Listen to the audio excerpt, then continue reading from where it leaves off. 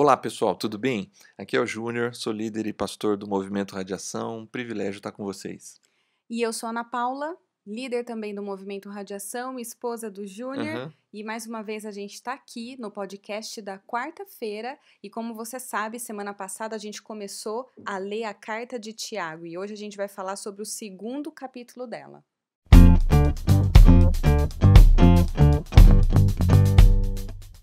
Ok, então hoje a gente começa com a leitura da carta e você já sabe que a versão é a nova versão internacional, a NVI.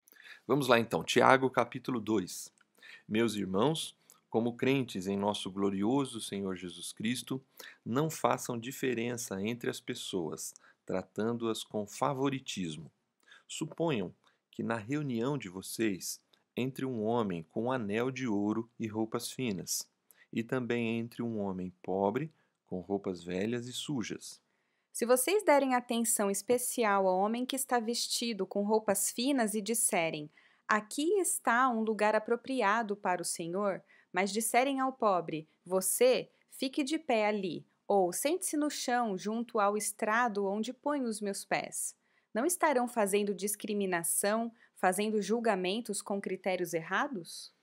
Ouçam, meus amados irmãos, não escolheu Deus os que são pobres aos olhos do mundo para serem ricos em fé e herdarem o reino de Deus que ele prometeu aos que o amam?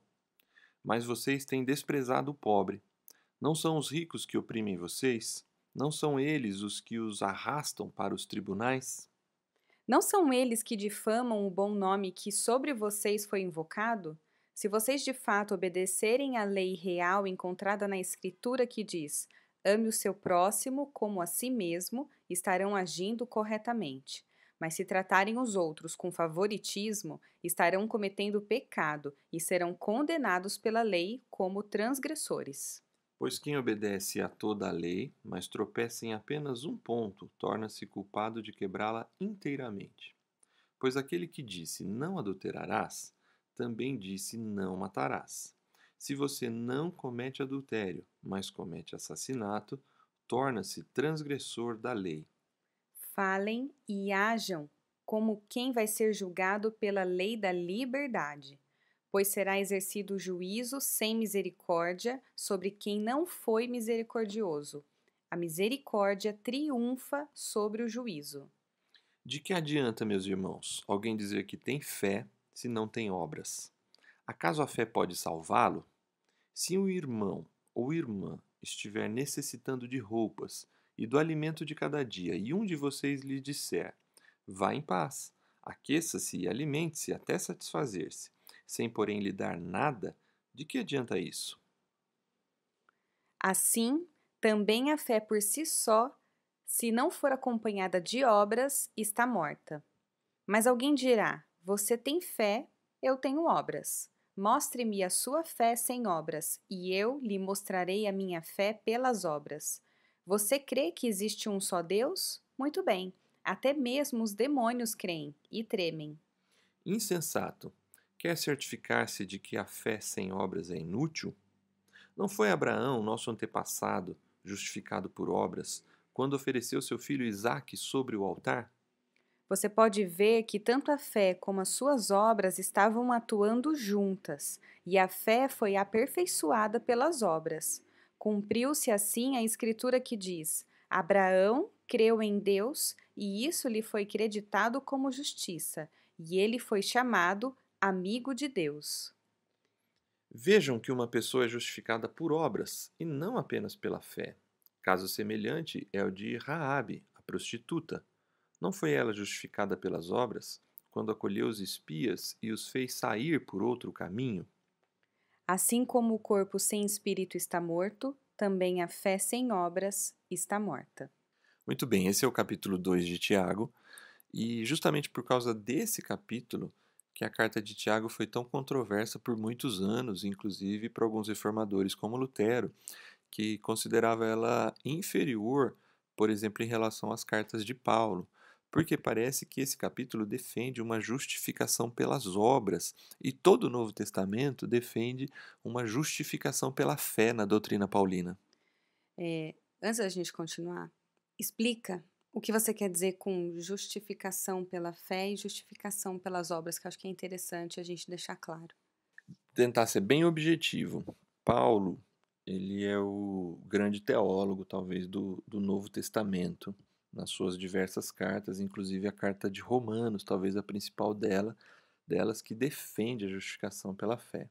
Paulo vai dizer assim, que todos nós, ele trabalha os capítulos 1, 2 e 3 de Romanos, fazendo uma tese, uma defesa, de que todos nós somos indesculpáveis, todos nós somos injustos diante de Deus. Judeus, gregos, os que guardam a lei, os que não guardam a lei, porque todos nós somos pecadores e o salário do pecado é a morte. Só que aí, nesse mesmo texto, quando ele diz que o salário do pecado é a morte, ele diz: Mas o dom gratuito de Deus é a vida eterna em Cristo Jesus. Ou seja, foi dado de graça. É isso, esse é o ponto de Paulo. Não há nada que a gente faça que alcance a salvação. A salvação, ela é um presente, ela é um dom de Cristo Jesus. Cristo Jesus, ele é justo. Ele nasce e ele vive e ele morre injustamente. E é o único justo homem, e isso é o mais interessante do cristianismo, não é que nós vamos até Deus, mas Deus vem até nós em Cristo Jesus e, como justo, morre no lugar do injusto. Ele ocupa o meu e o seu lugar e morre. Nesta morte e na sua ressurreição, nós somos considerados e posicionados como justos diante de Deus pelo mérito de Jesus e não do nosso. Isso é justificação pela fé. Eu recebo por fé a Jesus Cristo e, nesse sentido, eu já não sou mais considerado pecador, mais justo diante de Deus, não por mim, mas por Jesus. Lindo, eu fico arrepiada quando eu escuto isso. E a justificação pelas obras é imaginar. Ou seja, desculpa, eu vou te interromper. O que eu acho mais lindo é que o presente foi dado. Como quando você dá um presente para alguém, a pessoa aceita ou não. Jesus Cristo, ele nos deu o presente da salvação e o nosso papel como humanos é aceitar esse presente ou não, certo? Por isso que você aceita Jesus como o salvador da sua vida. É isso que significa essa expressão, certo? Deus amou o mundo de tal maneira que deu seu Filho unigênito para que todo o que nele crê não pereça, mas tenha vida eterna. O amor de Deus deu a Jesus Cristo para nós. É um E presente. é para aquele que crê, né? Não para aquele que faz. Justificação pela fé e não justificação pelas obras. Justificação pelas obras é imaginar que se eu sou bonzinho, se eu sou caridoso, se eu sou uma pessoa que tento fazer o bem para todo mundo, que isso vai acumulando para mim pontinhos, né? Eu vou Uhum. acumulando pontos. Estrelinhas. Isso, estrelinhas. Eu vou fazendo uma economia em que eu sou melhor que os outros, mais santo que os outros, e eu tenho uma economia no céu lá que vai me fazer bem de alguma forma. É por isso que a gente sempre fala, né? Para você se achegar a Jesus, basta você estar. Você chega a Jesus como você está.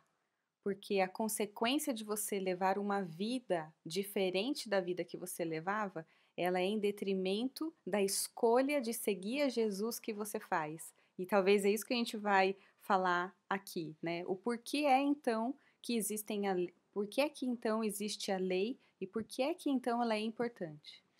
É isso aí. E aqui nesse texto, eu acho que ele vai aplicar as obras no contexto dos relacionamentos e no contexto que inicia o capítulo, que ele vai dizer assim: Meus irmãos, como crentes em nosso Senhor Jesus Cristo, não façam diferença entre as pessoas tratando-as com favoritismo. Ok, então a gente sabe que quando a gente lê um texto, a gente pode fazer diversas aplicações à Bíblia, né? A palavra de Deus, ela é viva e eficaz. E de uma passagem, de um texto, a gente tira diversas aplicações.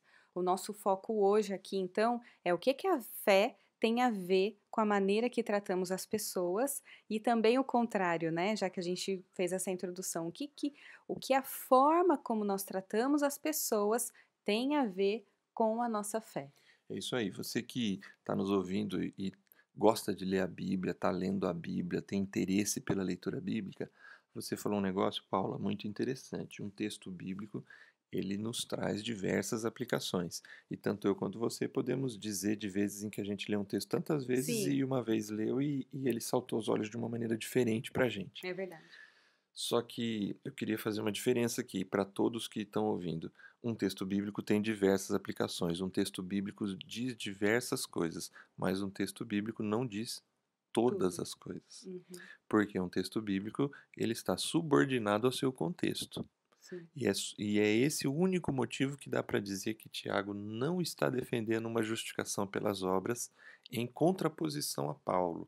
Sim, e talvez é importante a gente relembrar uma referência que a gente fez no primeiro podcast de Tiago 1. Se você não escutou, vale a pena retomar, porque Tiago, ele era irmão de Jesus, ele foi líder da igreja de Jerusalém, portanto, um judeu, conhecedor das leis, praticante das leis. Isso não invalida o seu contexto e não invalida a sua história, certo? Pelo contrário, nos dá base para dizermos que ele não invalidou as escrituras.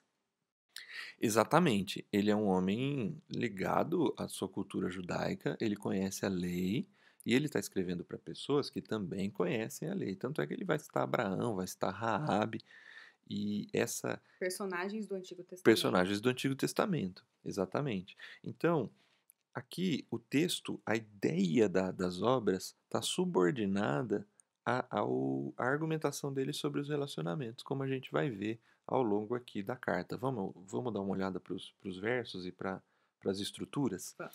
Então, assim, a primeira coisa que ele diz é que a gente não deve tratar as pessoas com favoritismo. A expressão que comumente se usa para isso é tratar as pessoas, fazer acepção de pessoas. Então, ele vai dizer assim, que a gente não deve tratar bem um rico e mal um pobre. Com isso, ele não está dizendo o contrário, que deve tratar bem o pobre e mal o rico. O texto, vamos ler o texto, não é para tratar com favoritismo nenhum dos dois.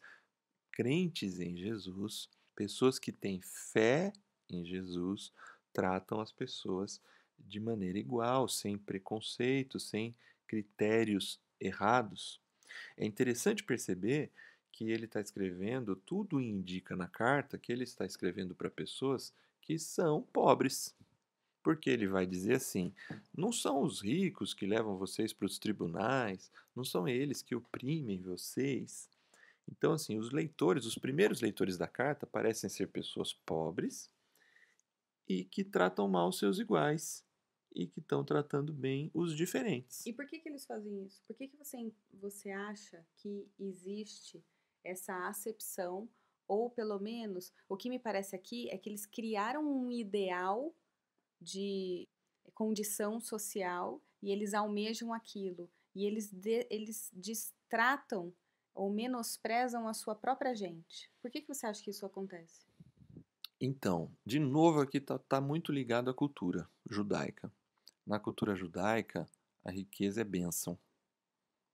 Uma pessoa rica, ela é considerada abençoada por Deus. E não deixa de ser uma verdade, mas não é toda a verdade, porque nem todas as grandes pessoas do Antigo Testamento, por exemplo, grandes heróis da fé, nem todos foram ricos. Uhum. Por exemplo, né, uma mulher. O que é uma mulher ser abençoada no Antigo Testamento? Ter Ela ter filhos. filho. Sim. Se ela não tem filho, ela é me perdoa a expressão, uma desgraçada, né? Ela não recebeu graça de Deus. Sim. O que também é um julgamento errado, né?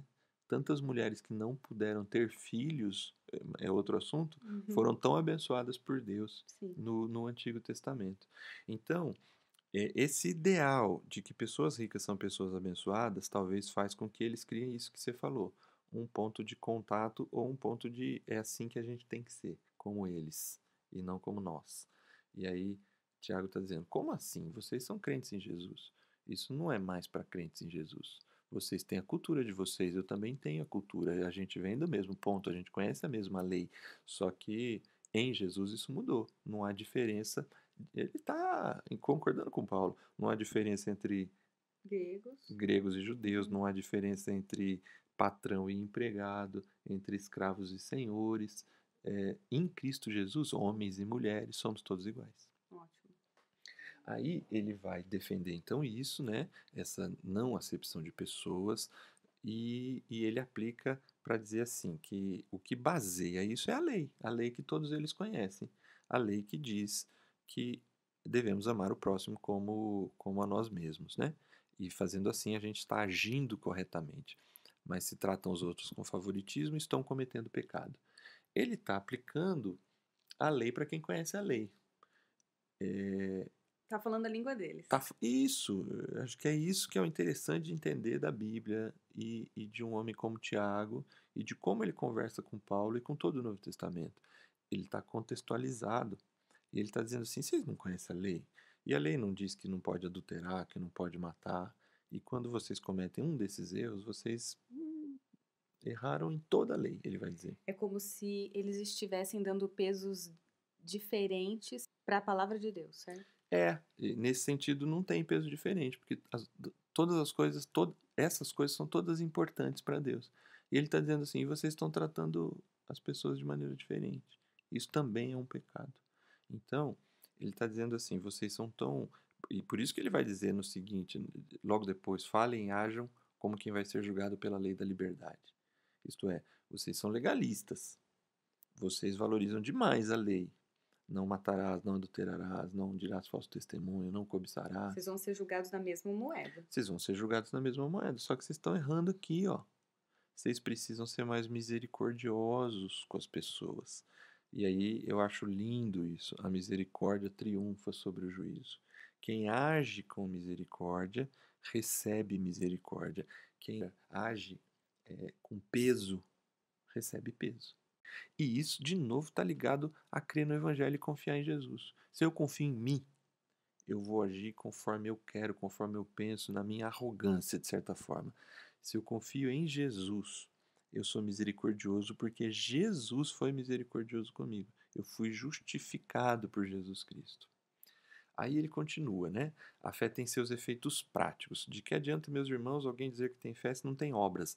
Aqui ele começa a falar da ideia da justificação pelas obras. Mas perceba que ele só está dizendo isso por conta de tudo que ele veio dizendo antes. Sim. Ele está argumentando em cima do que ele já falou. Acaso a fé pode salvá-lo? Ele está querendo dizer assim: do que adianta você dizer que tem tanta fé, que conhece tanto a palavra de Deus e não está Não atento, praticar. não tá atento a um detalhe tão pequeno, que é fazer acepção de pessoas. Só que aí ele vai aplicar de forma mais ampla a questão da fé e das obras. Ele vai dizer assim, de novo ele cita um necessitado, um pobre. Se tem alguém, um irmão ou irmã, necessitando de roupas e de alimento, e você disser, vá em paz, aqueça-se, se alimente, isso é, vou orar por você. Isso não é de um crente em Jesus. É um irmão. Por que você está tratando mal esse irmão? Ele está precisando da sua ajuda agora. Assim também a fé. Ele vai dizer então, né? A fé, ela precisa andar com as obras. É uma parceria. É uma parceria. E aí, nesse sentido, ele não está contra Paulo de novo, mas ele está dizendo que uma fé, e Paulo vai concordar com isso várias vezes, a fé não é meramente intelectual, racional. Não é um conjunto de coisas que eu sei. Quando eu falei da justificação pelas obras, muito legal, entendi, ou de repente eu expliquei de um jeito que você não entendeu. Mas não basta entender a justificação pelas obras, não basta entender a lei de Deus, não basta entender a Bíblia. Mas sabe o que eu acho, Júnior? Que ao aceitar Jesus, você quer se tornar como ele. Você o admira tanto que assim, eu quero isso para mim. Eu quero refletir esse Deus na minha vida. E é natural que a gente busque, tá? Então deixa eu entender como eu reflito isso. Simplesmente viver na fé, sem que isso produza. E aí, mais uma vez, isso está muito relacionado a propósito. Porque quando eu entendo quem é Jesus na minha vida, eu entendo por que é que ele me criou e o que é que eu estou fazendo aqui. Qual é o propósito disso? Entendo que eu fui feita de uma maneira única, especial e com um objetivo de vida. E eu vou atrás desse objetivo de vida. E quando eu entendo esse propósito, eu quero colocar isso em prática. Eu quero fazer, eu quero ir para a obra, eu quero entender o que é que eu tenho que fazer para E aí é um termo bem evangeliquez, né? Para glorificar Jesus através daquilo que eu faço. E o propósito, muitas vezes, não está relacionado a você somente ser, eu sou bonzinho, e ter uma postura superficial com relação ao entendimento da lei de Deus. Mas é entender que o meu propósito me leva à ação. É porque quando você fala isso, se eu faço assim, eu não me conectei a Jesus. Eu me conectei talvez só à lei. O que eu faço para ser certinho? O que eu É. faço para alcançar, para não errar? Como que eu ganho ponto, estrelinha com Jesus? Não é esse o foco. A ideia, por isso que ela não é só racional. Porque se é só racional, então tá bom, eu já sei, eu tenho que não adulterar, então aí eu não adultero. Mas não é essa relação. A relação é uma relação de fé antes. Eu fui salvo por Jesus e eu quero ser igual a Jesus. E isso impacta o meu casamento. Eu fui salvo por Jesus e eu quero ser igual a Jesus. Isso impacta a maneira como eu trato as pessoas. Como eu faço os meus negócios, como eu me Tudo. relaciono É de isso maneira aí. geral. Então, assim, não é somente emocional também. Que lindo. Chorar, emocionar, é bom. Tudo isso. Tem o racional, tem o emocional, mas tem o que você falou. Você tocou no ponto. Ela produz um estilo de vida. Um estilo de vida. Eu vivo por aquilo que eu acredito. É o que o nosso amigo Tiago está defendendo. Então, aí, daí para frente, ele vai apresentar lá, se você ler de novo, Abraão e Raabe, e ele vai fazer duas coisinhas com duas palavras bem difíceis, bem chatinhas, ortodoxia e ortopraxia. Ele vai dizer assim, não adianta ter ortodoxia somente. Que é, traduz, Ortodoxia é uma boa teologia, uma teologia correta, mas é preciso ter ortopraxia, que é, uma prática correta. É o ótimo, seguinte, Tiago não despreza a boa teologia, mas a boa teologia é só ferramenta para uma pra- vida. ótimo.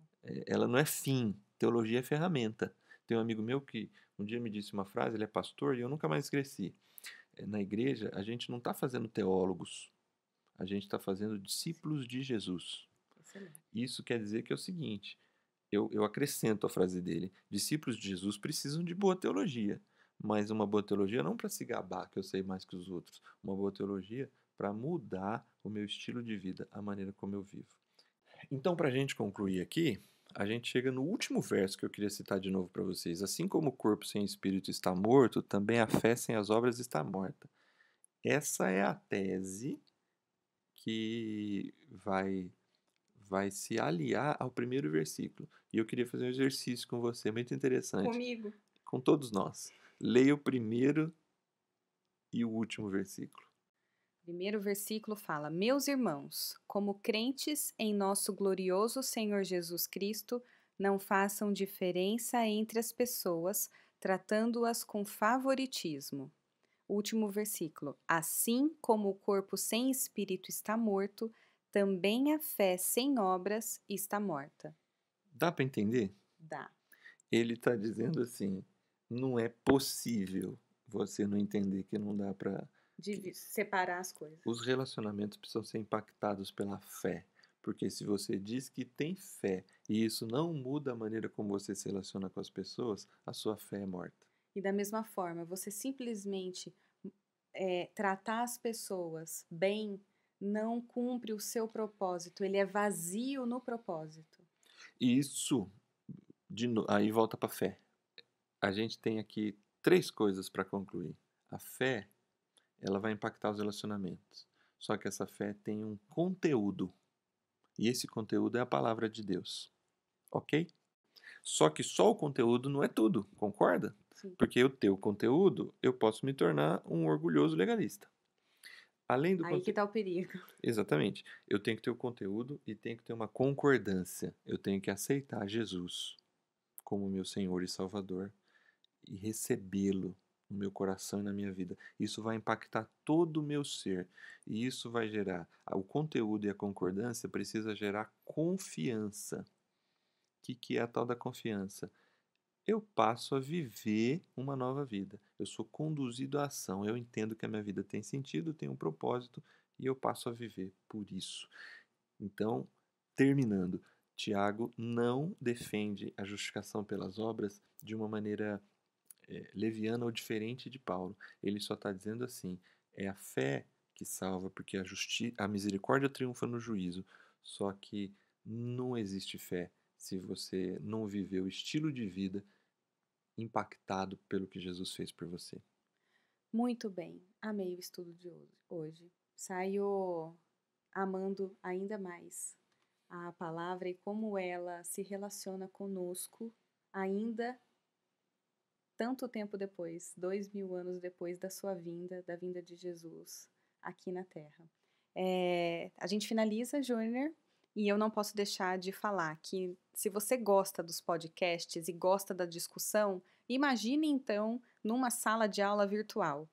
Nós lançamos 3 cursos, 2 de aprofundamento bíblico e, mais uma vez, a gente chama de estudo avançado, mas você não precisa ter, não é um pré-requisito você manjar de Bíblia, né? É simplesmente porque nós vamos aprofundar mais na leitura do texto. Então, nós temos um sobre o Evangelho de Lucas, o outro sobre disciplinas e exercícios espirituais, e mais um para você que está engatinhando, começando na fé e quer entender os primeiros passos e conhecer um pouco mais do Radiação, também temos esses 3 cursos. O Circuito 5K. Circuito 5K. É só entrar na bio das nossas redes sociais, o link está lá na nossa página e fazer a sua inscrição. Começa nessa sexta-feira, ok? No Mais Júnior, muito obrigada. A gente se vê todos os dias, mas aqui no podcast na próxima segunda. Um abraço a todos. Tchau, pessoal.